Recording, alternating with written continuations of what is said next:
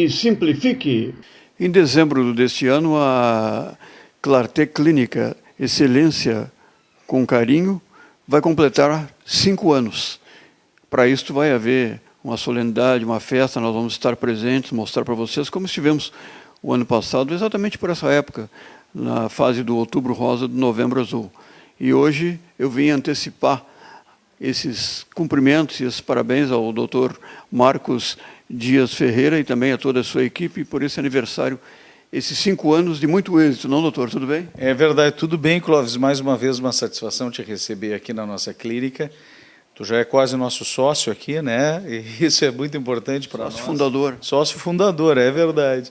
E toda essa trajetória que tu já acompanhaste, né, Clóvis, de ver o que a gente tem podido oferecer durante cada um desses 5 anos aos nossos pacientes, aos nossos clientes aqui, em todo o aspecto de atenção da saúde urológica, na questão da fisioterapia também, que a gente vai poder discutir também um pouquinho mais sobre a questão da incontinência urinária também, as doenças da próstata em geral, né, a questão do câncer de próstata, que é uma área de interesse muito forte nossa aqui, em oferecer todo o tratamento disponível, né, dentro das mais modernas tecnologias.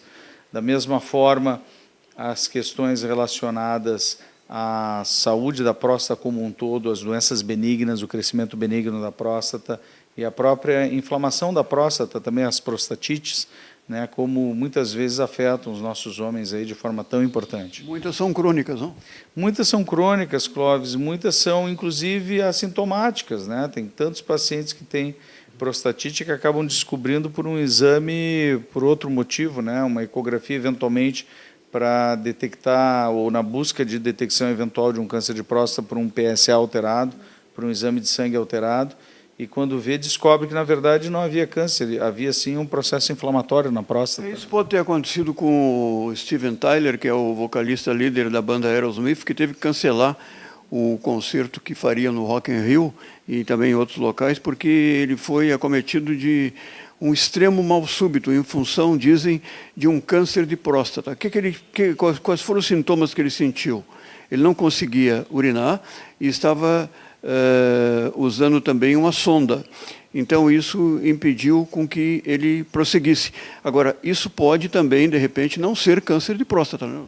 Na verdade, é uma condição que, quando o paciente tem a necessidade de fazer a colocação de uma sonda no canal da urina, na uretra, muitas vezes isso vem em decorrência, obviamente, da obstrução do canal por um crescimento prostático, muitas vezes ocasionado pela hiperplasia prostática, pelo crescimento benigno, outras vezes pela inflamação da próstata, também de uma forma mais aguda, e, em certos casos, realmente pelo câncer também, né, Clóvis? Então, é muito importante que, dentro de uma condição onde o paciente já observe alteração do jato urinário, né, perceba que está acordando várias vezes à noite para urinar, perceba que o jato está mais fino, que muitas vezes ele chega para urinar e tem que estar esperando para que a urina saia, né, demora para vir a urina.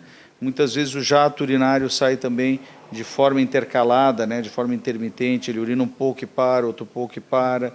Manifestações também como urgência para urinar, o paciente tem que sair correndo para urinar, porque senão sente que vai ter perda de urina, né? A urina vai escorrer pelas calças. Então, essas manifestações todas de sintomas urinários são manifestações que servem como alerta de que pode estar havendo um problema, assim, com a próstata desse paciente. É verdade. Agora, nesses 5 anos de Clarté Clínica, a clínica expandiu, como o Dr. Marcos falou, existem braços e eu ouço falar em botox na bexiga. Quando eu ouvi falar a primeira vez em botox na bexiga, eu sou leigo, alguma coisa está errada. Botox na bexiga. Isso existe. Como é que é, doutor? Na verdade, o botox ele é uma toxina botulínica, né, que é utilizada basicamente na urologia para os transtornos relacionados às disfunções de funcionamento do músculo da bexiga. Então, o que acontece? Pacientes que têm uma hiperatividade desse músculo, o músculo fica se contraindo de forma desordenada e que a gente, obviamente, tem de uma série de tratamentos. Entre esses tratamentos, nós temos tratamentos com remédios, que o paciente toma por via oral, né, ou seja, comprimidos. Muitas vezes há necessidade de se fazer um suporte com fisioterapia, o paciente precisa de uma abordagem através da medicina física, que a gente chama, e, em certos casos, de fato, o paciente vai precisar de uma abordagem um pouquinho mais invasiva, que é a colocação das injeções de botox dentro da bexiga, onde o botox aí vai agir justamente fazendo a mesma ação que ele faz na musculatura facial daquelas meninas, daquelas moças, aquelas senhoras que buscam atenuar as rugas de expressão. E eles também, né? Pois é, os homens também, da mesma forma. Isso pode também ser utilizado, o botox, para atenuação dessas contrações musculares da bexiga, dando maior conforto para esses pacientes, diminuindo a necessidade de idas urgentes ao banheiro, diminuindo muitas vezes escapes involuntários de urina e fazendo com que esses pacientes consigam comportar um maior volume de urina dentro da sua bexiga, como se fosse, né, uma bexiga normal. Eu vejo isto, eu falei, eu sou leigo, eu vejo isso como uma novidade. E tenho certeza que milhares de telespectadores que nos assistem estão vendo também uma novidade confortável, uma coisa muito boa que está chegando. Porque o slogan da Clarté Clínica, Essência com Carinho, não é por acaso. O paciente é atendido com uma atenção, um carinho merecido. Eu vou lhe colocar uma situação, doutor. Muitas pessoas têm problemas de incontinência urinária, mais mulheres do que homens, acredito eu. Mas tem um certo receio, até uma certa timidez, uma certa vergonha de falar isso diretamente para o médico. E por não falar, acaba acumulando, aumentando problemas que poderiam ser resolvidos. Isso acontece realmente, não, doutor? Muito, Clóvis. Na verdade, é uma situação quase epidêmica, se a gente for considerar, Clóvis, a situação principalmente das mulheres, né? Quando a gente observa que dados como a frequência de até 50% das mulheres acima de 50 anos tendo algum nível de déficit de controle da segurança da urina, ou seja, alguma dificuldade em manter uma continência adequada, isso realmente traduz um nível epidêmico dessa... Falar da bexiga caída, né? Muitas vezes isso pode estar ou não associado com a bexiga caída. Tem mulheres que têm a incontinência urinária sem ter propriamente a bexiga caída. Tem outras que têm, de fato, a bexiga caída, mas sem ter necessariamente incontinência. É também importante a gente ressaltar que, muitas vezes, as mulheres elas omitem essa informação da consulta médica. E isso precisa ser questionado pelo profissional. As mulheres mais do que os homens, a gente observa. Os homens eles dão uma importância maior para essa ocorrência. E isso tem, de fato, sido uma questão de maior atenção agora, no momento em que a gente oferece cirurgias para a cura do câncer através da prostatectomia radical, e essas cirurgias podem ter, sim, um percentual de homens que tenham dificuldade de fazer o controle da urina após a retirada do câncer. E mesmo assim nós temos tratamentos que podem ser muito resolutivos no sentido de obter, e observar nesses pacientes o controle efetivo da sua continência. Mas para isso, antes de tudo, o paciente tem que buscar o auxílio do profissional de saúde. E quando o paciente tem essa dificuldade de abrir o jogo, de falar para o médico o que está acontecendo, aí é necessário talvez até um pouco de psicologia no meio, não? É essencial, Clóvis. Eu digo isso até numa palestra esses tempos, eu avisei para a audiência que nós precisávamos tomar a postura do capitão De Falco, que na época do acidente aquele com o navio de cruzeiro Costa Concórdia, quando o capitão Schettino, que era o capitão do navio, fugiu do navio e ficou observando o navio afundar, com seus passageiros. O chefe da guarda costeira disse para ele, volte a bordo, Ele disse, vada a bordo, Schettino, dando a ordem, querendo que o capitão do navio efetivamente assumisse a sua responsabilidade em salvar aquelas vidas. Quando a gente imagina que a incontinência urinária ela é uma situação que, embora não pareça, ela, em certas condições ela pode ser ameaçadora à vida, tu imagina hoje, num trabalho voluntário que nós fazemos em asilos, em situações onde nós atendemos idosos. Parabenizo por isso. Isso é uma ação que nós desenvolvemos também, visando dar um retorno social também de tudo aquilo que a gente tem podido receber dos nossos clientes, dos nossos pacientes. E o que nós observamos ali? Que muitos idosos, com vontade urgente de urinar no meio da noite, com medo da incontinência urinária, levantam apressadamente, tentam chegar até o vaso e acabam caindo. A partir da queda deles, né, no trajeto até o vaso, eles fraturam o colo do fêmur, por exemplo. E, a partir daí, aquilo pode representar uma sequência de eventos, né, como hospitalização, infecções hospitalares e coisas que podem levar esse paciente à morte. Então, na verdade, tudo começou onde? Começou lá no evento da incontinência urinária. Então, é muito importante encarar isso de forma muito séria, viu, Clóvis? No sentido de, efetivamente, buscar o entendimento do profissional, buscar a ajuda do profissional para que ele possa oferecer todas as condições possíveis hoje disponíveis para restabelecimento o mais breve possível da condição de continência urinária. Resumindo, doutor Marcos, a incontinência urinária tem cura ou não tem cura? Continência urinária tem cura. E, na verdade, hoje a gente dispõe de dispositivos altamente tecnológicos para isso, inclusive, Clóvis. No caso da incontinência urinária masculina e também feminina, a gente pode utilizar, em último recurso, os chamados esfíncteres artificiais, que são dispositivos implantáveis que promovem a continência a partir de uma série de mecanismos muito sofisticados, muito delicados, que são implantados junto à uretra do paciente. Tipo uma prótese. Como se fosse uma prótese, é mais ou menos como se fosse uma prótese. No caso, o dispositivo se assemelha em certos aspectos com alguns dos dispositivos utilizados nas próteses penianas infláveis, né? Agora está se vivendo o Outubro Rosa. Todas as luzes, todas as câmeras, todas as ações em cima do Outubro Rosa, justa e merecidamente. Acabou outubro, veio novembro. O novembro não tem esse foco, não tem essa força toda. O Novembro Azul significa um mês dedicado, envolvido com a cura do câncer de próstata. É preciso que se fique atento, é preciso que se faça exames, é preciso que se visite o médico a partir de cedo. Esse cedo que eu digo são 40 anos por aí. Não? Sim, na verdade, hoje está bem definido que os pacientes que tenham um histórico na família de câncer de próstata ou de mama, eles devam buscar o atendimento de rastreamento, que a gente chama a partir de 45 anos, Clóvis. 45. E aqueles que não têm esse histórico, e também os pacientes da raça negra também, que tenham, né, ascendência negra. Se nós formos pensar no Brasil, do ponto de vista genético, isso é quase 99% da população, né? Então, hoje, de fato, a questão em especial da raça negra é importante porque aumenta em 2 vezes mais a ocorrência do câncer de próstata. Por quê, doutor? Na verdade, são fatores genéticos, né, que a gente pode atribuir. Além do fator etário, que é o fator de maior risco, né, para o desenvolvimento do câncer de próstata, mais de 60% dos tumores acontecem acima dos 60 anos, mas ainda assim a gente sabe que tumores agressivos podem começar mais cedo.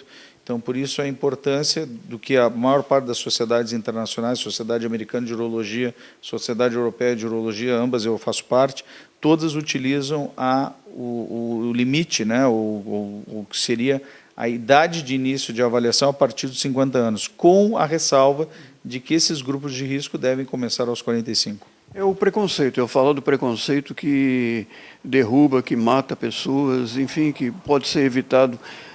Eu, em outras ocasiões que visitei o Dr. Marcos, nós colocamos e voltamos a colocar, porque é mais ou menos por aí. Uma mulher, a partir de 13, 14, 15 anos, começa a fazer exames ginecológicos. Esses exames têm uma duração de, acredito eu, de 15 a 20 minutos. O homem pode fazer e deve fazer o exame de próstata, o exame de toque, principalmente, a partir dos 45 anos. Qual o tempo que dura esse exame de toque, doutor? O exame de toque, que é um grande tabu, né, para a maior parte dos homens, é um exame simples, é um exame que todo urologista experiente consegue fazer, em média, em torno de 3 a 4 segundos. 3 a 4 segundos. 3 a 4 segundos, Clóvis. Quando a gente imagina que um exame ginecológico médio, né, com colocação de espéculo, com todo o desconforto que isso causa, demore, né, numa paciente mulher, então, obviamente, a ocorrência de mais ou menos 5 minutos são 300 segundos. Então, o exame feminino que toda mulher faz desde a puberdade, né, as meninas usam isso como rotina, o exame ginecológico. Tu imaginas que a mulher faz isso até o final da sua vida, todo ano um exame de 300 segundos, né? E o homem, para fazer um exame de 3 segundos, né, tem toda uma carga de preconceito que muitas vezes realmente pode lhe custar a vida, né, Clóvis? Com respeito à vacina HPV recomendável para meninos e meninas a partir de 12, 13, 14, qual é a sua posição, doutor? Na verdade, a minha posição é a posição oficial do Ministério da Saúde, né? Hoje nós temos uma verdadeira epidemia também de HPV, como de algumas outras doenças sexualmente transmissíveis. O mundo hoje vive uma epidemia de sífilis também. Tem anúncios por diversos países, nós tivemos a chance de participar de alguns eventos e algumas cirurgias na Itália e na Inglaterra, e nós vimos lá em diversos lugares cartazes conclamando jovens, né, os adultos também, a fazerem a sua testagem rápida para sífilis, né? Então, efetivamente, nós vivemos uma era de retorno de doenças sexualmente transmissíveis com toda a força. E o HPV não é diferente. Então, nós tínhamos antes uma política de governo que estabelecia a vacinação das meninas, né, o mais precocemente possível, antes da vida sexualmente ativa, e agora essa medida foi estendida aos meninos, que deveria já ter sido desde o início. Então, hoje, efetivamente, os meninos também têm o direito da vacinação por HPV, para que possa se prevenir dessa doença, que para o homem, em determinados estados do norte do país, pode estar associada à ocorrência de câncer de pênis. Mas é mais frequente, de fato, que o HPV cause o câncer no colo do útero da mulher, né? Perfeito. Então, eu queria voltar a chamar a atenção de todos os amigos que assistem este programa para que aproveitem essa onda do Novembro Azul e façam. Às vezes eles fazem esse exame, principalmente exame de toque, trazidos pelas próprias mulheres, não é mesmo? Exatamente. Na verdade, a maior parte dos homens, Clóvis, que consultam o urologista, eles acabam vindo pelas mãos de alguma mulher, né? Então, se a gente for imaginar assim, que é a esposa do paciente, a filha do paciente, a mãe do paciente, a irmã do paciente, a namorada, alguém acaba, algum anjo do sexo feminino que normalmente toma para si a responsabilidade do cuidado desse homem e acaba tomando a iniciativa de buscá-lo e levá-lo até a presença do urologista para que ele possa se beneficiar efetivamente de uma detecção precoce de um câncer e dessa forma salvar a sua vida. Dona Eneida Ferreira é presidente do Instituto Nacional da Próstata. E é isso, né? Instituto Nacional da Próstata. Instituto Nacional da Próstata. E vai acontecer agora no Novembro Azul, no mês que vem, irão acontecer vários eventos organizados e programados pelo Instituto Nacional da Próstata. O Instituto Nacional da Próstata é uma entidade não governamental, né, uma organização da sociedade civil, na verdade, o nome mais correto hoje, e que foi criado em 2007. Foi a entidade pioneira no país em atenção à saúde masculina, especificamente, fazendo advocacy, fazendo a defesa das questões de saúde masculina em todos os ambientes do setor público, em especial junto também às assembleias legislativas, câmaras municipais, para que se produzissem leis que pudessem oferecer para o cidadão do sexo masculino acesso às ações preventivas em saúde masculina. O homem, de fato, tem uma expectativa de vida em diversos anos menores do que a expectativa de vida do que a mulher. Se nós imaginarmos que no Brasil essa média é em torno de 8 a 9 anos a menos de expectativa de vida, simplesmente por indivíduo ser do sexo masculino, enquanto que na Inglaterra essa expectativa é de 14 anos, Clóvis. É surpreendente, né? Então, países desenvolvidos, inclusive, com expectativa, com diferenças maiores nessa expectativa. E precisamos mudar essa realidade. A mudança dessa realidade vem também por combater aquelas doenças que podem matar o homem precocemente, entre elas o câncer de próstata. E é por isso que nós estamos aqui, para esse alerta geral a todos que venham, façam a consulta, percam esse tabu, esse preconceito que é uma bobagem, e façam esse exame e sejam muito felizes até quando Deus quiser e Deus quer. É um prazer rever o meu amigo Dr. Marcos Dias Ferreira na Clarté Clínica Excelência com Carinho, aqui na Assunção, na Rua Pinaré, onde está uma equipe completa, mobilizada não só na área urológica, mas em vários segmentos à disposição de todos. Muito obrigado, Clóvis, mais uma vez pela tua presença aqui, pela oportunidade que tu nos dá, através dessa tua imensa audiência, de receber as informações mais atualizadas também sobre o tratamento de diversas doenças da área urológica e que a gente possa continuar com essa parceria por um longo tempo.